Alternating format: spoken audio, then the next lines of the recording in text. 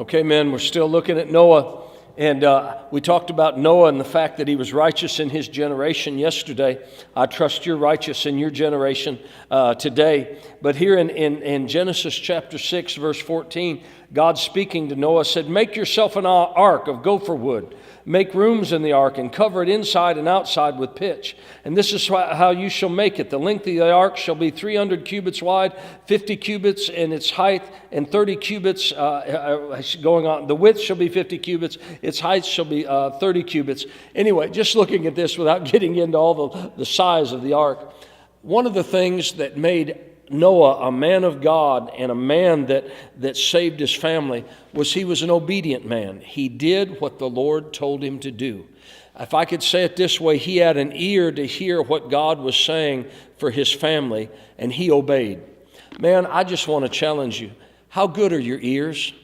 I heard something, just somebody I saw on Facebook today that said, "I got an infection in my ear. I've got to take this stuff and get all the wax out of my ear." There's some men, I wish that there was some spiritual thing we could stick in your spiritual ears and get the wax out. Man, are you hearing what God is saying? And then number two, are you being obedient? A lot of men might even hear what God says, but the thing that helped Noah to save his family was he was obedient to what God said. What is God saying to you, and are you being obedient? Many times I look at men and I challenge men, what's the Lord been saying to you? What's the Lord been speaking into your life? And are you doing it? Men, are you obeying God? Is there a part of you that says, "Yes, sir," and you do what God says? Or are you always arguing with God or trying to ignore Him? You know, sometimes with my kids, I holler and tell them to take out the garbage, and they have selective hearing.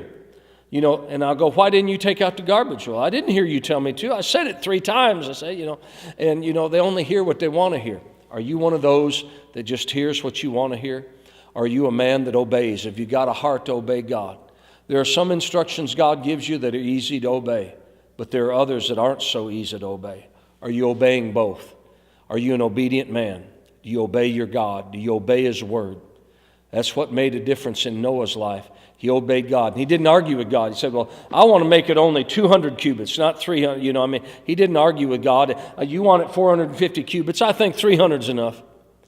Noah did what God said. That's one of the beautiful things in the story, is that Noah did what God told him to do. Are you doing what God told you to do?